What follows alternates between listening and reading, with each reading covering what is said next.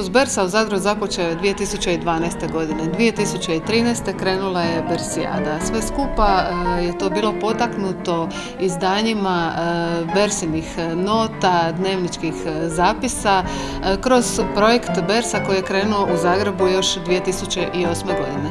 U sklopu rada Koncertnog ureda Zadar namjera je bila potaknuti mlade ljude, učenike, studente, ali i profesionalce da čim više izvode djela Blagoja Berse, jednog od naših najznačajnijih skladatelja. Napokon imali su i iz čega svirati i evo sve se tako lijepo zapravo poklopilo i evo i ove godine nastavljamo sa ovim projektom.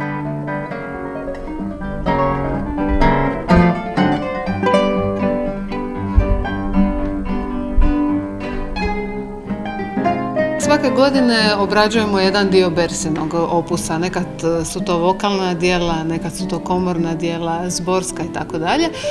Ove godine na poticaj Koncertnog ureda Zadar članovi Zagrebačkog gitarističkog kvarteta obradili su Bersina klavirska djela i to za 4 gitare. U planu nam je sljedeće godine izdati i jedno malo notno izdanje i svakako to je doprinos gitarističkoj literaturi i jedan naravno novi pristup Bersinim skrivinama.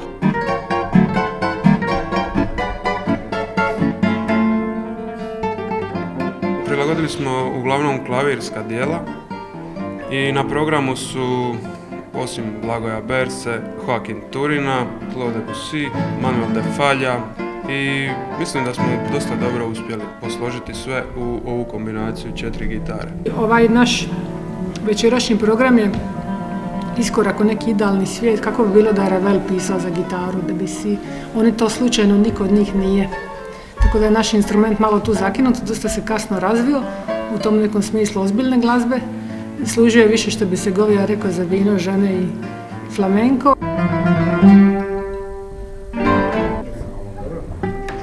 Bliže sjesti, slobodno sjesti.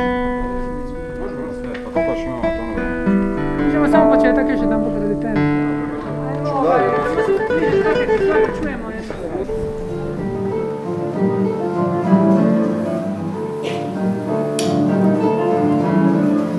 Naravno da smo uzimali predložak klavirski, slušali smo klaviriste kako to izvode.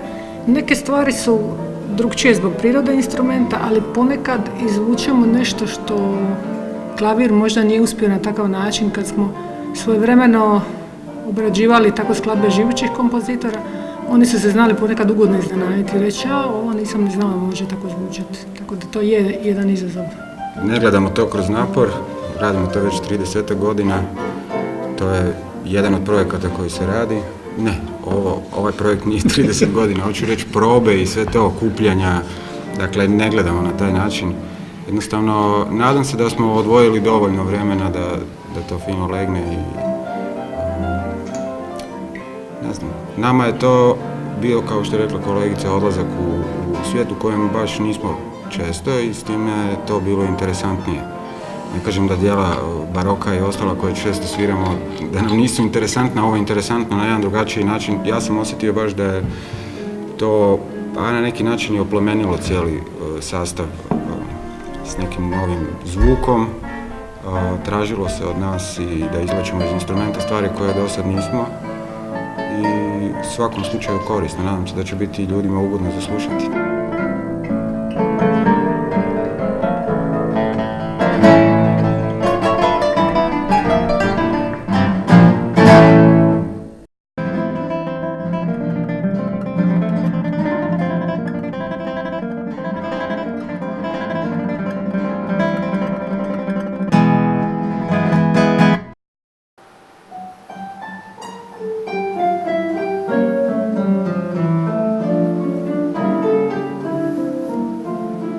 Mi smo na neki način prisiljeni puno obrađivati, zato što se za gitaru malo pisala, za solo gitaru se malo pisala, a za 4 gitare još manje se pisala, tako da glavnina našeg repertoara su obrade, a onda su pri tome najzgodniji instrumenti s tipkama, zato zbog prirode trajanja, tona i svega toga. Često tako sviramo djela starih majstora za čembalo, pa onda orgulje, Baha smo jako dugo svirali, tako da recimo da su klavirska djela tu zgodno, možemo tako to reći. pomoći. Mislim da tu ne bi trebalo raditi podjele prema instrumentima. Glazba je ona univerzalna, tako i za instrumente. Naravno, iz našeg kuta, zbog prirode instrumenta je to nešto drugačije. Ne možemo se nikad mjeriti po nekim stvarima, tipa rasponom, dinamičkim, pa i opsegom sa, na primjer, klavirom, ali možemo igrati na druge karte, na suptilnost, na intimu, puno, usudio bi se reći čak i više, na boje.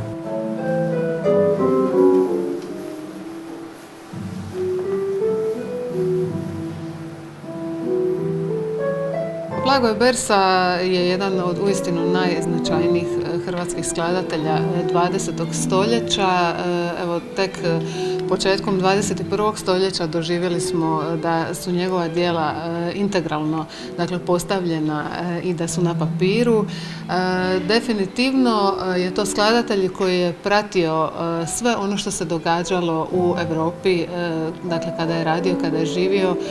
Njegov životni put je išao od Dubrovnika preko Zadra, Zagreba, sve do Beča. Bio je u samoj žiži događanja i prenosio svoje znanje svojim studentima na Muzičkoj akademiji u Zagrebu. Evo, nakon ovoliko godina definitivno možemo reći da je Bersa bio čovjek svoga vremena i čovjek koji je hrabro gledao naprijed.